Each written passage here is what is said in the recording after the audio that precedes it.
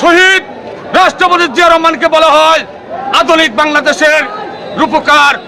তিনি জাতির সংকটময় মুহূর্তে বারবার দাঁড়িয়েছেন মাথা উঁচু করে, বিপদস্ত জাতিকে রক্ষা করেছেন সর্বোচ্চ ঝুঁকি নিয়ে।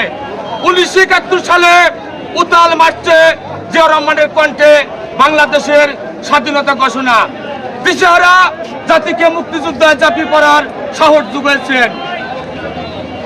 স্বাধীনতা ঘোষণা করেই তিনি ক্ষান্ত থাকেননি।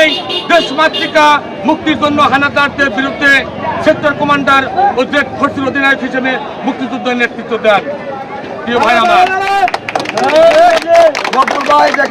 স্বাধীনতা যুদ্ধে তার অতুলনীয় ভূমিকা ইতিহাসে উজ্জ্বল হয়ে আছে। 1975 সালে 15 আগস্ট, এরপর অস্থিরতা ছিল, অনিশ্চিত এক পরিস্থিতি থেকে দেশ মুক্তি পায় 7 নভেম্বর সিপাহী জনতা বিপ্লবের মাধ্যমে। বিপি শামসুর রহমান জিন্দাবাদ, ফজলুল বারী শান্টু জিন্দাবাদ, বাংলাদেশ জাতীয়তাবাদী দল জিন্দাবাদ। আল্লাহু ইজ ওয়ান।